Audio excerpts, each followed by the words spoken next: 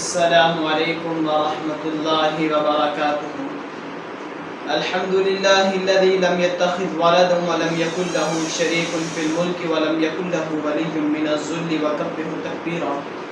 رب زدنی علما رب زدنی علما رب زدنی فہما۔ اللہم انی اسألک علما نافعا رب اشرح لی صدری ویسر لی امری واحلل عقدۃ من لسانی یفقهوا قولی۔ سبحانك لا علم لنا إلا ما علمتنا إنك أنت العليم الحكيم۔ أما بعد فأعوذ بالله السميع العليم من الشيطان الرجيم بسم الله الرحمن الرحيم۔ فيضل الله من يشاء ويهدي من يشاء صدق الله العلي العظيم۔ قرآن مجید کی بعض آیات سے بعض لوگ غلط فہمی کا شکار ہیں۔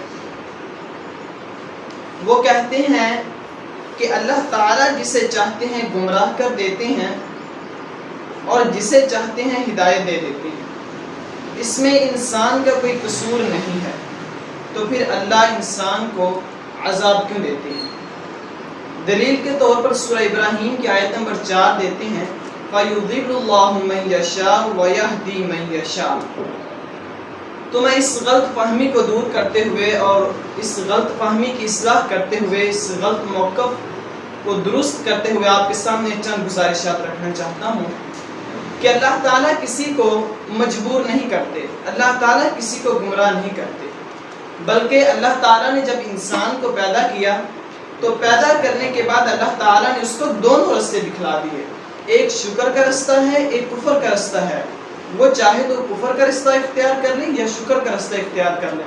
سورہ دہر کی آیت نمبر 3 ہے اِنَّا هَدَيْنَاهُ السَّبِيلَ إِمَّا شَاكِرًا وَإِمَّا كَفُورًا، کہ جب ہم نے انسان کو پیدا کیا تو پیدا کرنے کے بعد اس کو دونوں رستے دکھلا دیے، ایک شکر کا رستہ ہے، ایک کفر کا رستہ ہے۔ وہ شکر کا رستہ اختیار کر کے اللہ کے شکر گزار بندوں کی صف میں شامل ہو کر رب کی جنت کا مستحق بن جائے، یا کفر کا رستہ اختیار کر کے رب کے کفر کرنے والوں بندوں میں شامل ہو کر جہنم کا مستحق بن جائے۔ دونوں رستے اللہ تعالیٰ نے انسان کو واضح دکھلا دی ہیں۔ اللہ تعالیٰ انسان پر جبر نہیں کرتے، اس میں اللہ تعالیٰ کسی کو گمراہ نہیں کرتے بلکہ انسان خود گمراہ ہوتا ہے۔ اسی طرح اللہ تعالیٰ نے سورہ کہف کی آیت نمبر 29 میں فرمایا وَقُلِ الْحَقُّ مِن رَبِّكُمْ فَمَنْ شَاءَ فَلْيُؤْمِنْ وَمَنْ شَاءَ فَلْيَكْفُرْ۔ اے پیغمبر صلی اللہ علیہ وسلم، آپ اپنی زبان نبوت سے یہ اعلان فرما دیجئے کہ حق تمہارے رب کی طرف سے آ چکا ہے۔ وَمَنْ شَاءَ فَلْيُؤْمِنْ وَمَنْ شَاءَ فَلْيَكْفُرْ، جو چاہتا ہے ایمان لے آئے، جو چاہتا ہے انکار کر دے۔ اللہ تعالیٰ نے کسی قسم کا جبر نہیں کیا انسان پر، کسی قسم کا اس پر زور نہیں ڈالا، انسان کو خود مختار بنایا ہے، اختیار دیا ہے، با اختیار ہے انسان کہ وہ جس مرضی رستے کو اختیار کر لے۔ اللہ تعالیٰ کسی کو گمراہ نہیں کرتے، لیکن ہدایت کس کو ملتی ہے اس کے بارے میں شرط لگا دی ہے۔ ہدایت اس کو ملتی ہے جو اس ہدایت کو پانے کے لیے کوشش کرتا ہے۔ من جد واجد، جو کوشش کرتا ہے وہ پا لیتا ہے۔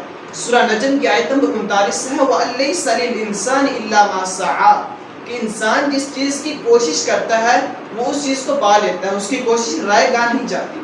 تو ہدایت کے لیے جو کوشش کرتا ہے ہدایت اس کو ملتی ہے۔ سورہ عنکبوت کی آیت نمبر 69 ہے وَالَّذِينَ جَاهَدُوا فِينَا لَنَهْدِيَنَّهُمْ سُبُلَنَا، جو ہمارے بارے میں کوشش کرتے ہیں، جو ہماری طرف آنا چاہتے ہیں، وَالَّذِينَ جَاهَدُوا فِينَا لَنَهْدِيَنَّهُمْ سُبُلَنَا، پھر ہم ان کے لیے راستے آسان فرما دیتے ہیں، ان کے لیے رہنمائی کے راستے کھول کر واضح بیان فرما دیتے ہیں۔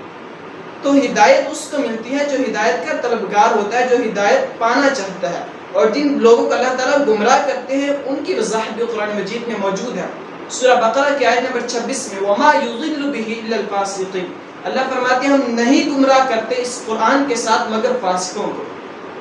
اللہ فاسقوں کو گمراہ کرتے ہیں جو اپنے فسق و فجور کی اس انتہا کو پہنچ چکے ہیں کہ جن کا واپسی کا کوئی رستہ نہیں ہے، جو ہدایت کی طرف پلٹنا نہیں چاہتے، جو ہدایت کی طرف آنا نہیں چاہتے، پھر اللہ تعالیٰ ان کے فسق و فجور میں اور بڑھا دیتے ہیں۔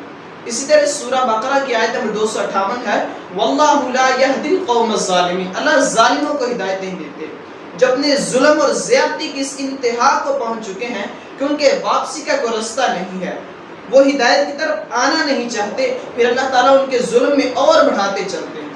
ہدایت اس کو ملتی ہے جو ہدایت کا طلبگار ہوتا ہے، اور ہدایت کی طلب کا طریقہ بھی سورہ فاتحہ کی آیت نمبر 5 میں اللہ تعالیٰ نے بیان فرما دیا، اہدنا الصراط المستقیم۔ ہم اللہ سے ہدایت کے طلبگار بنتے ہیں، اللہ سے ہدایت کی طلب کرنی چاہیے۔ اللہ تعالیٰ نہیں چاہتے کہ میرا بندہ میرے ساتھ کفر کرے، بلکہ اللہ تعالیٰ کیا چاہتے ہیں؟ سورہ زمر کی آیت نمبر 7 ہے، وَلَا يَرْضَى لِعِبَادِهِ الْكُفْرَ۔ اللہ تعالیٰ اپنے بندے کے کفر سے راضی نہیں ہوتے، بلکہ اللہ کس طرح راضی ہوتے ہیں؟ وَإِن تَشْكُرُوا يَرْضَهُ لَكُمْ۔ اللہ تو چاہتے ہیں میرا بندہ میرا شکر گزار بن جائے۔ اس لیے اپنے گمراہی، اپنی غلط فہمی، اپنی ہٹ درمی کا الزام اللہ تعالیٰ کی ذات پر نہیں لگانا چاہیے۔ اور اس مسئلے کو حافظ عبد المنان نور پوری رحمہ اللہ نے بہت ہی خوبصورت مثال سے سمجھایا۔ فرماتے ہیں کہ اللہ تعالیٰ نے سورۃ الرعد کی آیت نمبر 26 میں فرمایا، اللہ یبسط الرزق لمن یشاء ویقدر۔ وہ اللہ جس کو چاہتے ہیں رزق کی فراوانی دیتے ہیں، اور جس کو چاہتے ہیں رزق اس کا تنگ کر لیتے ہیں۔ تو انسان محنت کیوں کرتا ہے جب اللہ تعالیٰ چاہتے ہیں ہم جس کو رزق دیتے ہیں، ہم جس کو رزق دیتے ہیں، جس کو چاہتے ہیں رزق دے دیتے ہیں، اور جس کو چاہتے ہیں اس کے رزق کو تنگ کر لیتے ہیں۔ تو پھر انسان محنت کیوں کرتا ہے؟ اس وقت کہتے ہیں کہ محنت کریں گے تو ہمیں وہ اس کا اجر ملے گا۔ تو اسی طرح جو ہدایت کے لیے محنت کرتا ہے، ہدایت اس کو ملتی ہے۔ تو اس لیے ہدایت کو پانے کے لیے کوشش کرنی چاہیے، جس طرح کوشش کی تھی صحابہ کرام رضوان اللہ علیہم اجمعین نے، جس طرح کوشش کی تھی سیدنا بلال رضی اللہ تعالی عنہ نے۔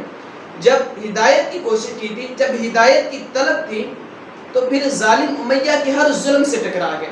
کبھی تپتے ریت پر، کبھی دہکتے کولوں پر، کبھی سورج کی گرمی ہے، زمین گرم ہے، بلال کے سینے پر پتھر رکھ کے گلیوں بازاروں میں گھسیٹا گیا، لیکن بلال کے سینہ میں ہدایت کی طلب تھی، تو پھر رب نے حبشہ سے اٹھا کر نبی اکرم صلی اللہ علیہ وسلم کے قدموں میں دیا۔ تو ہدایت اس کو ملتی ہے جو ہدایت کا طلبگار ہوتا ہے، اور گمراہ وہ ہوتا ہے جو گمراہی کی طرف جانا چاہتا ہے۔ اللہ تعالی ہمیں ہدایت نصیب فرمائے اور عمل کی توفیق نصیب فرمائے۔ وآخر دعوانا الحمدللہ رب العالمین۔